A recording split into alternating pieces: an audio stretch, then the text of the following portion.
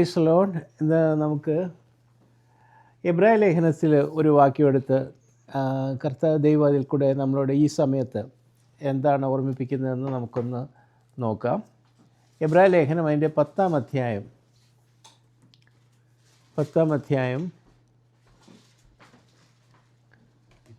അതിൻ്റെ 35-ാം വാക്യം, 35-36 വേണമെങ്കിൽ വായിച്ചു. 35-36. മഹാപ്രതിഫലമുള്ള നിങ്ങളുടെ ധൈര്യം തള്ളിക്കളയരുത്. ദൈവേഷ്ടം ചെയ്ത് വാഗ്ദത്തം പ്രാപിപ്പാൻ സഹിഷ്ണുത നിങ്ങൾക്ക് ആവശ്യം.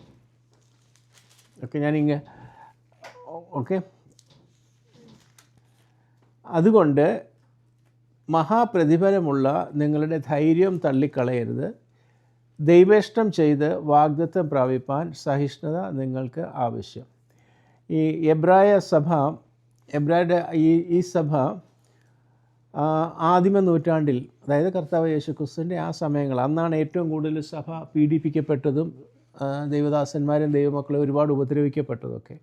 അപ്പോൾ കർത്താവ് മരിച്ച് ഉയർത്തെഴുന്നേറ്റങ്ങ് പോയി.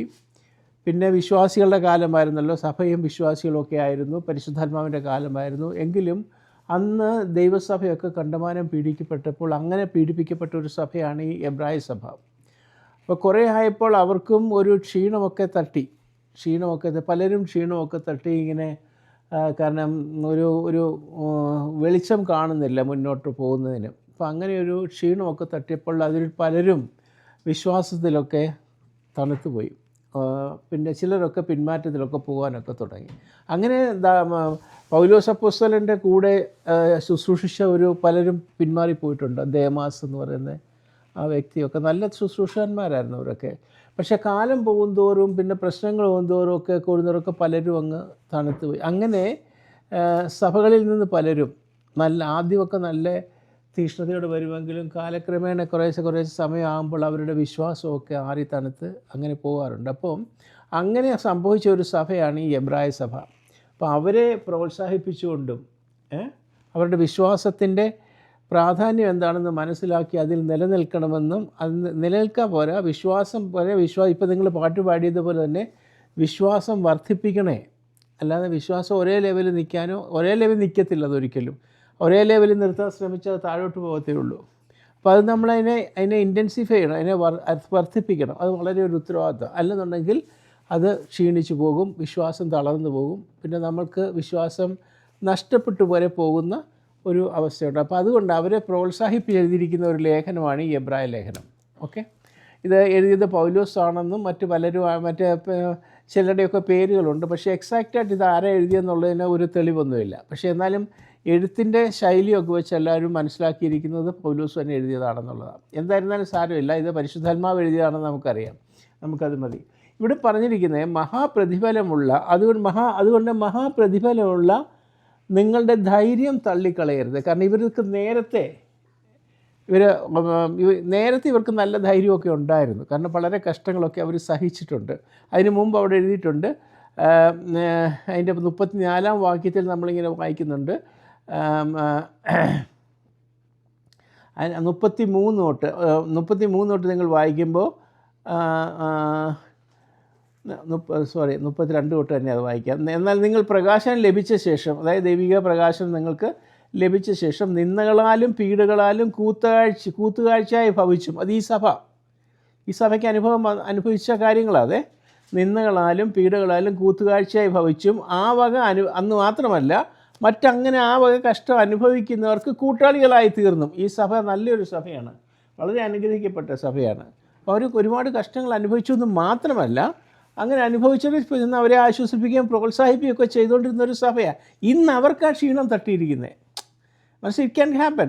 നമ്മളൊക്കെ പലപ്പോഴും വിശ്വാസത്തിൽ പലരെയും മുന്നോട്ട് കൊണ്ടുവന്നിട്ടുണ്ടായിരിക്കാം, നമ്മൾ പ്രോത്സാഹിപ്പിച്ചിരിക്കുന്നുണ്ടാകാം. പക്ഷേ ചിലപ്പം നമ്മൾ തന്നെ ക്ഷീണിച്ചു പോകുന്ന അവസ്ഥ വരും. അത് ഇവിടെ പൗലോസ് അപ്പോസ്തലൻ എഴുതിയെങ്കിൽ പൗലോസ് അപ്പോസ്തലൻ അവരെ ഇങ്ങനെ പ്രോത്സാഹിപ്പിച്ച് എഴുതിയിരിക്കുകയാണ്.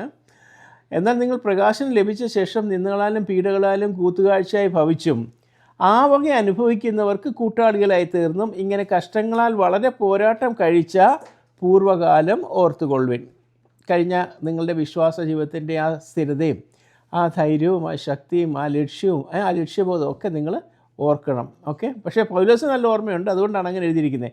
എന്നിട്ട് വേറെ അടുത്ത അവരുടെ ഒരു ഗുണം എഴുതിയിരിക്കുന്ന തടവുകാരോട്, മീൻസ് പല രീതിയിൽ അവരെ പിടിക്കപ്പെട്ടും അങ്ങനെ ഉപദ്രവിച്ചു, അങ്ങനെ തടവുകാരോട് നിങ്ങൾ സഹതാപം കാണിച്ചു എന്ന് മാത്രമല്ല, കാണിച്ചതല്ലാതെ സ്വർഗത്തിൽ നിലനിൽക്കുന്ന ഉത്തമ സമ്പത്ത് നിങ്ങൾക്കുണ്ട് എന്നറിഞ്ഞ് സമ്പത്തുകളുടെ അപഹാരവും സന്തോഷത്തോടെ സഹിച്ചു.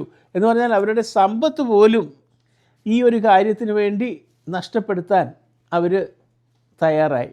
അവരുടെ സ്വത്ത് പോലും, അവരുടെ പ്രോപ്പർട്ടി പോലും അവർക്ക് ഈ ഒരു വിഷയത്തിന് വേണ്ടിയിട്ട്, അല്ലെങ്കിൽ അങ്ങനെ കഷ്ടപ്പെടുന്നവർക്ക് വേണ്ടിയിട്ട് ഉപയോഗിക്കാൻ തക്കവണ്ണം അവർ അതിനൊന്നും തയ്യാറായി. അത്രമാത്രം ഒരു നല്ല സഭയായിരുന്നു ഈ എബ്രായ സഭ. പക്ഷേ ഇപ്പോൾ അല്പം ക്ഷീണം സംഭവിച്ചു. അതുകൊണ്ട് അടുത്ത വാക്യം എഴുതിയിരിക്കുന്നത്, അതുകൊണ്ട് അങ്ങനെ ജീവിച്ച കാര്യം നിങ്ങൾ ഓർക്കണം. ആ ഒരു ജീവിതം, നല്ല വിശ്വാസ ജീവിതം ഇന്ന് ക്ഷീണം തട്ടാൻ പാടില്ല. ഇനി അങ്ങോട്ട് ക്ഷീണം തട്ടാൻ പാടില്ല. കൂടുതൽ നിങ്ങൾ ശക്തിപ്പെടുകയേ പാടുള്ളൂ.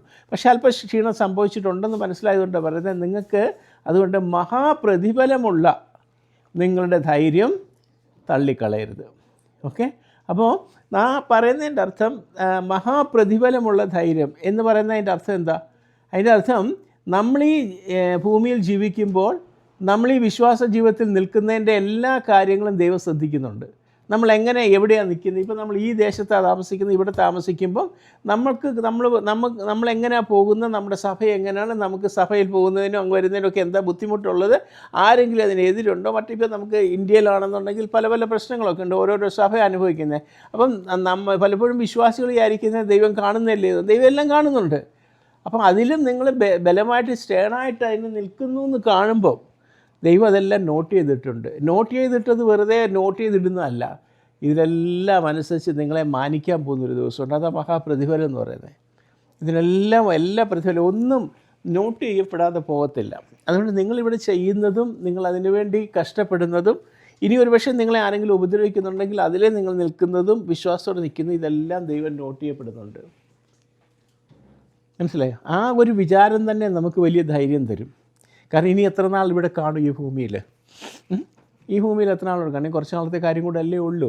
അതുവരെ നമുക്കിതൊക്കെ സഹിച്ചാൽ മതിയല്ലോ. ഇനിയും പ്രത്യേകിച്ച് ഇന്ന് നമ്മുടെ പ്രത്യേക സാഹചര്യം നോക്കുകയാണെന്നുണ്ടെങ്കിൽ, ഓരോ സാഹചര്യം നോക്കുകയാണെങ്കിൽ കർത്താവിൻ്റെ വരവ് ഒരുപാട് അടുത്തു, അത് വാതിൽക്കലെത്തിയെന്ന് തന്നെ വേണേൽ പറയാം. അത്രമാത്രം അടുത്തു. ഞാൻ കഴിഞ്ഞ ദിവസത്തെ ക്ലാസ്സുകൾക്ക് കഴിഞ്ഞ ദിവസം പറഞ്ഞപ്പോഴൊക്കെ അതിൻ്റെ ചില എക്സാമ്പിളുകളൊക്കെ ഞാൻ പറഞ്ഞു, ചില സിംറ്റംസൊക്കെ പറഞ്ഞു. 2026 എന്ന് പറയുന്ന വർഷത്തിൻ്റെ ചില പ്രത്യേകതകളൊക്കെ ഞാൻ കഴിഞ്ഞ ദിവസം പറഞ്ഞായിരുന്നു. ഇനി അതിനെക്കുറിച്ച് കുറച്ചുകൂടെ ഡീറ്റെയിൽ ആയിട്ട് കൊണ്ടുണ്ട്. അത് അടുത്ത ക്ലാസ്സിന്, മറ്റേ എടുക്കുമ്പോൾ ക്ലാസ്സിനകത്ത് അത് പറഞ്ഞു തരാം. പക്ഷേ ഇനി അധികം നാളൊന്നും നമുക്ക് ഈ ഭൂമിയിൽ ഇങ്ങനെ നിന്നെ അനുഭവിക്കേണ്ടതോ കഷ്ടം അനുഭവിക്കേണ്ട അത്യാവശ്യമില്ല. നമ്മളെ സംബന്ധിച്ചിടത്തോളം പറഞ്ഞാൽ നമ്മൾ അത്ര വലിയ കാര്യങ്ങളൊന്നും അനുഭവിച്ചിട്ടില്ല. ഇന്ന സമയത്ത് ഒരുപാട് നിന്നയും കഷ്ടങ്ങളും ഉപദ്രവങ്ങളും ഒക്കെ സഹിക്കുന്ന ഒരുപാട് വിശ്വാസികളുമുണ്ട്, ദൈവദാസന്മാരുമുണ്ട്, സഭകളുമുണ്ട്. പക്ഷെ അവരെയൊക്കെ ഓർത്താണ് പറയുന്നത്, എന്ത്? മഹാപ്രതിഫലമുള്ള നിങ്ങളുടെ വിശ്വാസം നിങ്ങൾ കാക്കണം, അതിൽ വർദ്ധിച്ചു വരണം. കാരണം അതിന് ഒരുപാട് മഹാപ്രതിഫലങ്ങൾ ദൈവം വെച്ചിട്ടുണ്ട്. ഓക്കെ. എന്നിട്ട് പറയുന്നത്, മഹാപ്രതിഫലമുള്ള നിങ്ങളുടെ ധൈര്യം. ധൈര്യം എന്ന് പറഞ്ഞാൽ നിങ്ങൾ നേരത്തെ എങ്ങനെ ഈ വിശ്വാസത്തിൽ നിന്നും നിങ്ങൾ കാണിച്ച ആ ധൈര്യവും ആ ഉറപ്പും ആ സ്ഥിരതയും അതിനോടുള്ള ആ കാംക്ഷ, ആ ഇൻട്രസ്റ്റും, അതെല്ലാം എല്ലാവരും നോട്ട് ചെയ്തിട്ടുണ്ട്. വിശ്വാസികളെല്ലാം നോട്ട് ചെയ്തിട്ടുണ്ട്. അപ്പം ഞങ്ങൾ നോട്ട് ചെയ്തിട്ടുണ്ടെങ്കിൽ സ്വർഗ്ഗം എത്രമാത്രം നോട്ട് ചെയ്തിട്ടുണ്ട്. അതുകൊണ്ട് നിങ്ങളുടെ വിശ്വാസത്തിൽ നിങ്ങൾ ഒരിക്കലും ക്ഷീണിച്ചു പോകരുത്. നമുക്കും ഒരു പ്രശ്നങ്ങളൊന്നും ഉണ്ടില്ലെന്ന് പറഞ്ഞാലും നമ്മുടെ വിശ്വാസം എങ്ങനെ വളരുന്നു, മുന്നോട്ട് പോകുന്നുണ്ടോ, നമ്മൾ സ്റ്റേണായിട്ടാണോ പോകുന്നതെന്നുള്ളതിന് നമുക്കും ഒരു ഉറപ്പ് വേണം. ദൈവത്തിനും നോക്കണം. കണ്ടോ, ഇവർ നല്ല രീതിയിലാണ് പോകുന്നതെന്ന് ദൈവത്തിനും കൂടെ നമ്മളെക്കുറിച്ചൊരു അഭിപ്രായം വേണം. ഇന്ന് ഞാൻ നിങ്ങളോട് ചില കാര്യങ്ങൾ, ഒരു സ്റ്റഡി പോലാണ്, ആ സ്റ്റഡിയിൽ ചില കാര്യങ്ങൾ നിങ്ങളോട് ചോദിക്കുന്നത്, കുറച്ച് മഹാപ്രതിഫലമുള്ള ധൈര്യം എന്ന് പറഞ്ഞാൽ നമുക്ക് 100% ഷുവർട്ടിയിൽ നിന്ന് വരുന്നതാണ് ആ ധൈര്യം. അത് ഷുവർട്ടിയിൽ നിന്ന് മാത്രമല്ല, അത് നമുക്ക് ഫേവറായിട്ടും ദൈവം നമുക്കായിട്ട് ഒരുക്കുന്നതാണെന്നും, അതിനല്പം കൂടെ സമയം സഹിച്ചാൽ മതി. അതുകൊണ്ട് എനിക്ക് എന്ത് വന്നാലും എനിക്ക് അത് വേണമെന്നുള്ള ആ ഒരു തീരുമാനമുണ്ടല്ലോ, അതിനെ ഞാൻ ഫോളോ ചെയ്യും, അതിന് ഞാൻ ടിൽ ദ എൻഡ്, അവസാനം വരെ ഞാൻ സഹിച്ചു നിൽക്കുമെന്നൊക്കെയുള്ള ആ ഒരു തീരുമാനത്തിൽ ഉള്ളിൽ നിന്ന് വരുന്ന ആ ഡിറ്റർമിനേഷനെയാണ് ഇവിടെ ധൈര്യം എന്നുള്ള പദം കൊണ്ട് ഉദ്ദേശിക്കുന്നത്. പക്ഷേ ഈ ധൈര്യത്തിന് പല കാരണങ്ങളുണ്ട്. നമ്മൾ ഈ വിശ്വാസത്തിൽ നിൽക്കുമ്പോൾ നമ്മളെ ധൈര്യപ്പെടുത്തുന്ന, നമ്മളെ ഉറപ്പിക്കുന്ന പല കാര്യങ്ങളുണ്ട്. പല കാര്യങ്ങൾ പറഞ്ഞാൽ പല അറിവുകൾ ആകാം, വിശ്വാസങ്ങൾ അത് ഉണ്ട്. അതിലൊന്ന് കുറച്ച് കാര്യങ്ങളൊന്ന് നിങ്ങളെ ഒന്ന് കാണിക്കാനായിട്ടായിരിക്കും, ഒന്ന് വായിച്ച് കേൾപ്പിക്കാനായിട്ടായിരിക്കും. 1-2 കാര്യങ്ങൾ ഇന്ന് പറയാം. ഓക്കെ, എന്തൊക്കെയാണ് നമ്മളെ യഥാർത്ഥത്തിൽ ഈ വിശ്വാസത്തിൽ അല്ലെങ്കിൽ ഇതിൽ വളരാനും ഉറയ്ക്കാനും ഒക്കെ ഇതിനു വേണ്ടിയിട്ട് കൂടുതലായിട്ട് ഇടപെടാനും ഒക്കെ നമ്മളെ പ്രോത്സാഹിപ്പിക്കുന്ന ഏതൊക്കെ ഘടകങ്ങളാണ് എന്ന് കുറച്ച് ഞാൻ നോട്ട് ചെയ്തിട്ടുണ്ട്. ആ കാര്യങ്ങൾ ഒന്നോ രണ്ടോ എണ്ണമേ ഇന്ന് പറയാൻ സമയമുള്ളൂ. അതുകൊണ്ട് ഒന്നാമത്തെ കാര്യം നമ്മുടെ യേശു ജീവിച്ചിരിക്കുന്നു എന്നുള്ളതാണ്. ഓക്കെ, കർത്താവായ യേശു ക്രിസ്തുവിനെ കഴിഞ്ഞ ഒരു 2026 വർഷങ്ങൾക്ക് മുമ്പ് ഈ ഭൂമിയിൽ വെച്ച് കാൽവരി ക്രൂശിൽ ക്രൂശിച്ചതായിട്ടൊക്കെ നമുക്ക് എല്ലാവർക്കും അറിയാം. അത് നടന്ന സംഭവമായിട്ട് നമുക്ക് എല്ലാവർക്കും അറിയാം. പക്ഷേ അവർക്ക് ക്രൂശിക്കണം, അത് ദൈവിക പദ്ധതിയായിരുന്നു. പക്ഷേ 3-ാം നാളിൽ ആ കർത്താവ് ഉയർത്തെഴുന്നേറ്റു എന്നുള്ളതാണ് സത്യം. മനസ്സിലായോ? അതേസമയത്ത് കർത്താവ് യേശു ക്രിസ്തു മരിച്ചു, അതിനുശേഷം പിന്നൊന്നും നടന്നില്ല. ക്രൂശിലെ മരണത്തോടെ അവിടെ തീരുകയായിരുന്നു.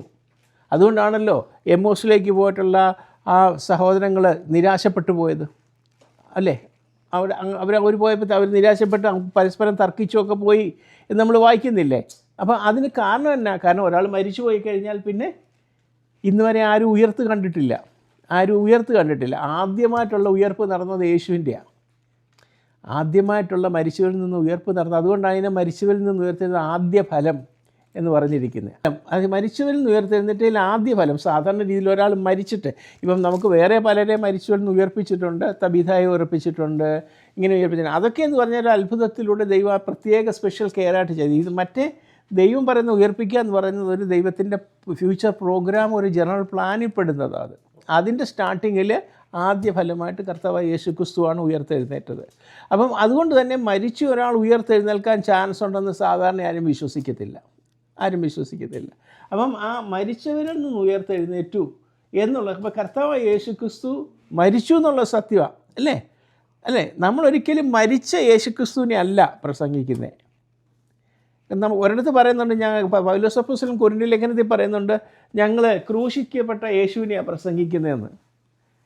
ക്രൂശിക്കപ്പെട്ട യേശുവിനെ പ്രസംഗിക്കുന്നത് എന്ന് പറഞ്ഞാൽ മനുഷ്യൻ്റെ രക്ഷയ്ക്കായിട്ട് നൽകപ്പെട്ട ഒരു നാമമേ ഉള്ളൂ, അത് നമ്മുടെ പാപത്തിനായിട്ട് ക്രൂശിക്കപ്പെട്ടെന്നൊരു സത്യമുണ്ട്. ഞങ്ങൾ അതാ പ്രസംഗിക്കുന്നതെന്ന്, അതാണ് സുവിശേഷം എന്ന് പറഞ്ഞുകൊണ്ട് ജനങ്ങളോട് പറയുന്നതിന്. അതുകൊണ്ട് അവിടെ കർത്താവ് പൗലോസ് അങ്ങനെ പറഞ്ഞാൽ ഞങ്ങൾ ക്രൂശിക്കപ്പെട്ട. പക്ഷേ അതിൻ്റെ അർത്ഥം ക്രൂശിക്കപ്പെട്ടതിനെ മാത്രമൊന്നല്ല. അതിനുശേഷം പിന്നെ പറയുന്നുണ്ട്, ഞങ്ങളിങ്ങനെ ഉയർത്തെഴുന്നേറ്റ യേശുവിനെയാണ് നമ്മൾ പിന്നീട് പ്രസംഗിക്കുന്നത്. ആ ഉയർത്തെഴുന്നേറ്റു യേശുവിനെ പ്രസംഗിക്കുന്നില്ലെങ്കിൽ പിന്നെ മരിച്ച ഒരു യേശുവിനെ മാത്രം പ്രസംഗിക്കുകയാണെന്നുണ്ടെങ്കിൽ അതൊരു പ്രത്യാശയുടെ സന്ദേശമല്ലല്ലോ. കർത്താവ് ഉയർത്തെഴുന്നേറ്റു എന്നുള്ളതല്ലേ, പിന്നെ ഇന്നും ജീവിച്ചിരിക്കുന്ന ഒരു കർത്താവ് ഉണ്ടെന്നുള്ളതല്ലേ നമ്മുടെ പ്രത്യാശ. എൻ്റെ കർത്താവ് ഉയർത്തെഴുന്നേറ്റിരിക്കിയാൽ ഞാനും ഉയർത്തെഴുന്നേറ്റു എന്നുള്ള വിശ്വാസമല്ലേ നമ്മുടെ ധൈര്യം. അപ്പോൾ ഇവിടെ നമ്മൾ പറയുന്നത് ധൈര്യം എന്നാ? നമ്മുടെ കർത്താവ് ഉയർത്തെഴുന്നേറ്റു, നമ്മുടെ കർത്താവ് ജീവിച്ചിരിക്കുന്നു. നമ്മുടെ കർത്താവ് മരിച്ച ദൈവമല്ല, മരിച്ചു, അതൊരാവശ്യത്തിന് വേണ്ടി മരിച്ചതാണ്. പക്ഷേ ആ മരിച്ച യേശു മരിച്ച് മണ്ണടിഞ്ഞ് കിടക്കുകയല്ല ചെയ്യുന്നത്, അല്ലേ? നമ്മുടെ യേശു വീണ്ടും ഉയർത്തെഴുന്നേറ്റു. അതുകൊണ്ട് തന്നെ ആ കർത്താവിൽ വിശ്വസിക്കുന്ന നമ്മളും വീണ്ടും ഉയർത്തെഴുന്നേൽക്കും എന്നുള്ളൊരു ധൈര്യം നമുക്കുണ്ട്. അപ്പോൾ എന്താ കാരണം ഞാൻ ഈ പറയുന്നറിയാം, നമ്മുടെ ധൈര്യത്തിൻ്റെ പല പോയിൻറ്റ്സാണ് പറയുന്നത്. എന്തൊക്കെ കാര്യം? ഒന്ന്, നിങ്ങളൊന്ന് ആലോചിച്ച് നോക്കിക്കേ, ആലോചിച്ച് നമുക്ക് അതൊരു ധൈര്യം തരുന്നില്ലേ? കർത്താവ് ഉയർത്തെഴുന്നേറ്റു, അതുകൊണ്ട് ഞാനും ഉയർത്തെഴുന്നേക്കുമെന്ന് എനിക്കൊരു നല്ല ഉറപ്പില്ലേ, അല്ലേ? ആ ഒരു ഉറപ്പ് നമുക്കൊരു തരുന്നൊരു ധൈര്യം ഓർക്കുന്നുണ്ടോ? എനിക്ക് തോന്നുന്നത് ഏറ്റവും കൂടുതൽ ഈ ബൈബിളിൽ കൂടെ, വിശ്വാസത്തിൽ കൂടെ, കർത്താവിൽ കൂടെ നമുക്ക് കിട്ടുന്നത് ഞാനും ഉയർത്തെഴുന്നേൽക്കും, ഞാനും നിത്യതയിലേക്ക് പോകും എന്നുള്ള ആ ഒരു വിശ്വാസമല്ലേ? അപ്പോൾ ആ വിശ്വാസം ഒരിക്കലും ഫെയ്ഡ് ചെയ്യാൻ പാടില്ല, അത് ക്ഷീണിച്ച് പോകാൻ പാടില്ല. കാരണം അതൊരു സത്യം, അതൊരു ഫാക്റ്റാണല്ലോ. അപ്പോൾ പിന്നെ ലോകത്തിൽ പല പ്രശ്നങ്ങളുണ്ടാകും, പലരും എതിർപ്പ് വരും, പല രീതിയിലുള്ള കാര്യങ്ങൾ വരും. ഇനി ഇത് കൂടാനാണ് പോകുന്നത്. ഇനി കാരണം ഇപ്പോൾ ഉപദ്രവകാലവും വരും, മഹോപദ്രവകാലവും വരും. ഉപദ്രവകാലം എന്ന് പറയുമ്പോൾ നമ്മളൊക്കെ തന്നെ സഹിക്കുന്നു. ഇവിടെ ഇപ്പം തന്നെ തുടങ്ങിയിട്ടുണ്ട്. ഇപ്പം തന്നെ പല സ്ഥലങ്ങളിൽ ഉണ്ട്, സുവിശേഷം പറയാൻ പാടില്ല, പറയുന്നവരെ അറസ്റ്റ് ചെയ്യുന്നു, അല്ലേ? പാസ്റ്റേഴ്സുമാരെയും വിശ്വാസികളെയൊക്കെ അറസ്റ്റ് ചെയ്തുകൊണ്ട് പോകുന്നു, അവരെ പീഡിപ്പിക്കുന്നു, പലരെ കൊല്ലുന്നു. പക്ഷേ ഇതല്ല മഹാപീഡനകാലം. മഹാപീഡനകാലം എന്ന് പറയുന്നത് സഭ ഇവിടുന്ന് എടുക്കപ്പെട്ടതിന്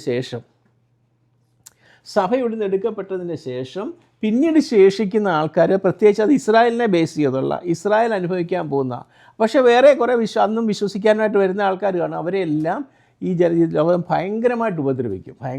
അതിനൊരു നമുക്ക് ചിന്തിക്കാൻ പോലും കഴിയാത്ത രീതിയിൽ മഹോപദ്രവം വരാൻ പോകുന്നതാണ്. പറഞ്ഞ മനസ്സിലായി. പക്ഷേ ഇപ്പോഴെ സംബന്ധിച്ച് ഈ സമയത്തും ഉപദ്രവങ്ങളുണ്ട്. ഈ സമയത്തും സഭകൾക്ക് ഉപദ്രവമുണ്ട്, ദൈവദാസന്മാർക്ക് ഉപദ്രവമുണ്ട്, വിശ്വാസികൾക്ക് ഉപദ്രവമുണ്ട്. അപ്പോൾ തന്നെ നമ്മുടെ വിശ്വാസത്തെ ചോദ്യം ചെയ്യുന്നതും നമ്മുടെ വിശ്വാസത്തെ തളർത്തുന്നതും നമുക്ക് ആ പണ്ടുണ്ടായിരുന്ന ആ വിശ്വാസത്തിൻ്റെ ആ തീവ്രത കുറയ്ക്കുന്നതുമായിട്ടുള്ള പല കാര്യങ്ങൾ ഇന്നുണ്ട്. അത് കൂടുതലെന്ന് പറഞ്ഞു കഴിഞ്ഞാൽ നമ്മളെ കൂടുതലും ഇന്ന് കിട്ടുന്ന ഉപദേശങ്ങളും പല സഭകളിൽ നിന്ന് കിട്ടുന്നതും എല്ലാം നമ്മളെ ലോകത്തിലേക്ക് നമ്മുടെ കണ്ണ് വരുത്താൻ ചെയ്യുന്ന. കൊരിന്ത്യർ ലേഖനത്തിൽ പറയുന്നത്, നിങ്ങൾ ക്രിസ്തുവിനോടുകൂടി ഉയർത്തെഴുന്നേറ്റിരിക്കുന്നു നിങ്ങൾ ഉയർത്തെഴുന്നേറ്റിരിക്കുന്നു എങ്കിൽ ഭൂമിയിലുള്ളതല്ല, ഉയരത്തിലുള്ളത് തന്നെ ചിന്തിപ്പിൻ, ഉയരത്തിലുള്ളത് തന്നെ ചെയ്യും. പക്ഷേ ഇന്ന് നമുക്ക് കിട്ടുന്നതെല്ലാം ഭൂമിയിലുള്ളതിനെ ഉയരത്തിലുള്ളതിനെ ചിന്തിപ്പിക്കാനല്ല, അതിനോട് താല്പര്യം കാണിക്കാനാണ്. അപ്പോൾ അതുകൊണ്ട് തന്നെ നമ്മുടെ വിശ്വാസം തളർന്നു പോകാനുള്ള സാധ്യതയുണ്ട്. കാരണം ഇപ്പം നമുക്ക് എതിർപ്പുകൾ മാത്രമാണ് നമുക്ക് പിന്നെ എങ്ങനെയെങ്കിലുമൊക്കെ നേരിടാമെന്ന് പറ്റും. പക്ഷേ ഇത് നമ്മളെ വിശ്വാസത്തിൽ ക്ഷീണിപ്പിക്കാനും നമ്മുടെ താല്പര്യങ്ങളെ മറ്റ് ചില കാര്യങ്ങളിലേക്ക് ഡൈവേർട്ട് ചെയ്തിട്ട് ഇങ്ങനെ ജീവിക്കുന്നതിനകത്ത് അർത്ഥമില്ലെന്നുള്ള രീതിയിൽ നമ്മുടെ മനസ്സിനെ പിടിച്ചെടുക്കാൻ പറ്റുന്ന പല ഉപദേശങ്ങളും കൂടെ നമ്മളെ കുത്തി നിറയ്ക്കുകയും കൂടെ ചെയ്യുന്നതുകൊണ്ട് ഏറ്റവും കൂടുതൽ വിശ്വാസത്തെ അറ്റാക്ക് ചെയ്യുന്ന സമയം ഇപ്പോഴാണ്. പക്ഷേ ഇപ്പോഴാണ് ദൈവം പറയുന്നത്, നിങ്ങൾക്ക് പണ്ടുണ്ടായിരുന്ന ആ വിശ്വാസത്തിൻ്റെ കാര്യങ്ങളും ആ ധൈര്യം എന്ന് ഉദ്ദേശിക്കുന്നത് വല്ലാതെ ഹീറോയിസം കാണിക്കുന്ന ഒരർത്ഥത്തെക്കുറിച്ചല്ല. ആ ഒരു ഉറപ്പിൽ നിങ്ങൾ ഇപ്പോഴും നിൽക്കണം. മനസ്സിലായി? പല കാര്യങ്ങൾ വരും, പല ഉപദേശങ്ങൾ വരും, പല തരത്തിലുള്ള പ്രശ്നങ്ങൾ വരും. നമ്മൾ തന്നെ ജീവിതത്തിൽ ചിലപ്പോൾ ചില കാര്യങ്ങളൊക്കെ കിട്ടാതെ വരുമ്പോഴോ പ്രാർത്ഥിക്കുന്നതൊക്കെ കിട്ടാതെ വരുമ്പോഴൊക്കെ ചിലപ്പം ഇങ്ങനെ വരും. നമ്മളിപ്പം ലൂക്കോസിൻ്റെ സുവിശേഷം നമ്മൾ മടുത്തു പോകാതെ പ്രാർത്ഥിക്കണം എന്ന് വയ്ക്കുന്ന ആ ചാപ്റ്ററിൻ്റെ 13ാമത്തെയാണ്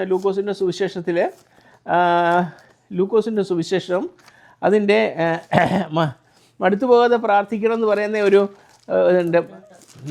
18ാമത്തെ ചാപ്റ്ററാണെന്ന് എനിക്ക് തോന്നുന്നു. മടുത്തു പോകാതെ 18ാമത്തെ ചാപ്റ്ററിനകത്ത് മടുത്തു പോകാതെ പ്രാർത്ഥിക്കണം എന്നുള്ളതിന് അവനൊരു ഉപമ പറഞ്ഞത്. അവിടെ ഒരു ഭയമില്ലാത്ത, ദൈവത്തെ ഭയമില്ലാത്ത ഒരു ന്യായാധിപൻ്റെ കഥകളൊക്കെ പറഞ്ഞതിന് ശേഷം അവസാനം അതിനകത്തൊരു വാക്ക് ദൈവം പറയുന്നുണ്ട്. അതിൻ്റെ 8ാം വാക്യത്തിൽ വേഗത്തിൽ അവരെ പ്രതിക്രിയ നടത്തി രക്ഷിക്കുമെന്ന് ഞാൻ നിങ്ങളോട് പറഞ്ഞു. അതിന് ശേഷം പറഞ്ഞത്, എന്നാൽ മനുഷ്യപുത്രൻ വരുമ്പോൾ എന്ന് പറഞ്ഞാൽ എപ്പോഴാണ്? തൻ്റെ സഭയെ ചേർക്കാനായിട്ട് മനുഷ്യപുത്രൻ വരുമ്പോൾ അവൻ ഭൂമിയിൽ വിശ്വാസം കണ്ടെത്തുമോ എന്ന് കർത്താവ് പറഞ്ഞു. കാരണം സംശയമാണ്. കാരണം എന്നറിയാമോ, നമ്മൾ ഈ വിശ്വാസികളെന്ന് പറയുന്നവർ പോലും, കൂടുതലായിട്ട് കർത്താവിനെ അറിഞ്ഞവരും വിശ്വസിച്ചിരുന്നവരും ഒക്കെ പോലും ക്ഷീണിച്ചു പോകാനുള്ള പല കാര്യങ്ങളുണ്ടാകും. അത് പ്രത്യേകിച്ച് എന്നാ കാര്യം എന്നറിയോ, പലപ്പോഴും അത് ഇവിടെ പറയുന്നത് പീഡനങ്ങളൊന്നും ഏറ്റിട്ടൊന്നും ആയിരിക്കത്തില്ല. ചിലപ്പോൾ നമ്മൾ ആഗ്രഹിക്കുന്ന കാര്യങ്ങൾ പ്രാർത്ഥിച്ചിട്ട് കിട്ടാതിരുന്നാൽ മതി, നമ്മൾ ചിലപ്പോൾ വിശ്വാസത്തിൽ നിന്ന് വീണുപോകും. ചിലപ്പോൾ നമ്മൾ ആഗ്രഹിക്കുന്നവരെ നമ്മുടെ ജീവിതത്തിലേക്ക് നടക്കുന്നില്ലെങ്കിൽ നമ്മൾ വിശ്വാസി വീണു പോകും. അങ്ങനെയൊക്കെ വിശ്വാസികളെന്ന് പറയുന്നവർക്ക് വീണു പോകാനുള്ള സാധ്യതകളുണ്ട്. അതുകൊണ്ട് നമ്മളെ ഓർമ്മിപ്പിച്ച് പറയുകയാണ്, ഒരിക്കലും ആ വിശ്വാസത്തിൽ മടുത്തു പോകരുത്, വിശ്വാസത്തിൽ വർദ്ധിച്ചു വരണം. നിങ്ങളുടെ ധൈര്യം, നിങ്ങൾ അറിഞ്ഞ ആ ധൈര്യത്തിൽ നിങ്ങൾ നിലനിൽക്കണം, അതിനെ നിങ്ങൾ വർദ്ധിപ്പിക്കണം, ബലപ്പെട്ടിരിക്കണം. കാരണം ഇനി ഒരു അല്പസമയം കൂടെ ഉള്ളൂ, വരുവാനുള്ളവൻ വരും, കർത്താവ് വരും. നമുക്കിനി ആ സമയത്ത് നമ്മൾ ഇതുവരെ എത്തിക്കഴിഞ്ഞു, ഇനി ഈ സമയത്ത് നമ്മൾ ക്ഷീണിച്ചു പോകാൻ തുടങ്ങാതെ പെട്ടെന്ന് നമ്മളെ കൂടുതലായിട്ട് എനർജിക്കായിട്ട് ഈ കാര്യങ്ങളിൽ കൂടുതലായിട്ട് ഇൻവോൾവ് ആകുകയും വിശ്വാസത്തെ നമ്മൾ കൂടുതലായിട്ട് വർദ്ധിപ്പിക്കുകയും നമ്മൾ കൂടുതലായിട്ട് വചനത്തിൽ ആഴങ്ങളിലേക്ക് ഇറങ്ങുകയും പ്രാർത്ഥിക്കുകയും വചനധ്യാനത്തിനൊക്കെ കൂടുതൽ കാര്യങ്ങളും കൊടുക്കേണ്ട ഒരു സമയമാണ്. കാരണം നമ്മൾ എൻ ടൈമിലേക്ക് എത്തിക്കഴിഞ്ഞു. പക്ഷേ ഈ സമയത്താണ് കൂടുതൽ നമ്മുടെ വിശ്വാസത്തെ ക്വസ്റ്റ്യൻ ചെയ്യുന്ന പല കാര്യങ്ങളും ഉണ്ടാകുന്നത്, പല വിഷയങ്ങളുണ്ട്. പക്ഷേ അന്നേരം നമ്മൾ കൂടുതലായിട്ട് ദൈവം നമ്മളെ ഓർമ്മിപ്പിക്കുകയാണ്, നിങ്ങളുടെ ധൈര്യം തള്ളിക്കളയരുത്. കാരണം ഇത്രയും നാൾ നിങ്ങൾ പിടിച്ചു നിന്നില്ലേ, ഇനി ഒരു അല്പസമയം കൂടെ നിങ്ങൾ പിടിച്ചു നിൽക്കണം. കർത്താവ് ചില കാര്യങ്ങൾ കൂടെ കംപ്ലീറ്റ് ചെയ്തിട്ട് കർത്താവ് യഥാസമയത്ത് തന്നെ വരും. ഏതായാലും നമ്മൾ ആ പടിവാതിക്കലാണ് നിൽക്കുന്നത്. അതുകൊണ്ടാണ് ഇവിടെ പറഞ്ഞിരിക്കുന്നത്, മഹാപ്രതിഫലമുള്ള നിങ്ങളുടെ ധൈര്യം തള്ളിക്കളയരുത്. നമ്മൾ വായിച്ചത് എബ്രായ ലേഖനം 10ാം അധ്യായം നമ്മൾ വായിച്ച വാക്യം ഒന്നുകൂടെ എടുത്തിട്ട് വായിച്ചിട്ട് ഇന്ന് നമുക്ക് നിർത്താം. എബ്രായ ലേഖനം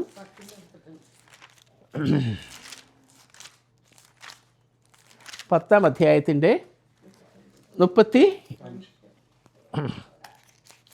35 തൊട്ട് നമ്മൾ വായിച്ച ആ വാക്യം ഒന്നുകൂടെ വായിച്ച് നമുക്ക് ഇപ്പോൾ നിർത്താം. ഓക്കെ, 10:35 തൊട്ട്. അതുകൊണ്ട് മഹാപ്രതിഫലമുള്ള നിങ്ങളുടെ ധൈര്യം തള്ളിക്കളയരുത്. നിങ്ങൾ എന്ത് ചെയ്യണം? ദൈവേഷ്ടം ചെയ്ത് എന്ത് ചെയ്യണം? നിങ്ങളുടെ പേരിലുള്ള വാഗ്ദത്തം പ്രാപിപ്പാൻ നിങ്ങൾ ശ്രമിക്കണം. നിങ്ങൾക്ക് ദൈവം ഒരു കുറേ വാഗ്ദത്തങ്ങൾ തന്നിട്ടുണ്ട്. അത് പേഴ്സണലായിട്ട് നിങ്ങൾക്ക് തന്നിട്ടുണ്ട് ആ വാഗ്ദത്തം. അതൊക്കെ പ്രാപിക്കാൻ നിങ്ങൾക്ക് സഹിഷ്ണുത അല്പം കൂടെ ആവശ്യമുണ്ട്. അതുകൊണ്ട് ഈ സമയത്ത് ഒരു കാര്യങ്ങളും നിങ്ങളുടെ മനസ്സിനെയോ നിങ്ങളുടെ വിശ്വാസത്തെയോ അഫക്റ്റ് ചെയ്യാതെ നിങ്ങൾ കാക്കണം. ഓക്കെ, ഇന്ന് ഞാൻ മഹാപ്രതിഫലമുള്ള ധൈര്യം തള്ളിക്കളയരുതെന്ന് പറയുന്നതിനുള്ള ഒരു കാരണത്തിൽ ഒരു കാര്യം മാത്രമേ ഒന്ന് സ്ട്രെസ് ചെയ്യുള്ളൂ. അത് പ്രധാനപ്പെട്ട കാരണം എന്ന് പറഞ്ഞാൽ നമ്മുടെ കർത്താവ് മരിച്ച ദൈവമല്ല, മരിച്ചിട്ട് ഉയർത്തെഴുന്നേറ്റ കൂടുതൽ ശക്തിയായിട്ട് ജീവിക്കുന്ന ദൈവമാണ്. അതുകൊണ്ട് തന്നെ എനിക്കോ നിങ്ങൾക്കോ വിശ്വാസികൾക്കോ സഭയ്ക്കോ ഒന്നും ഭയപ്പെടേണ്ട കാര്യമില്ല. ഓക്കെ, സ്തോത്രം. കൂടുതലായിട്ട് വിശ്വാസത്തിൽ വർദ്ധിച്ചു വേണം.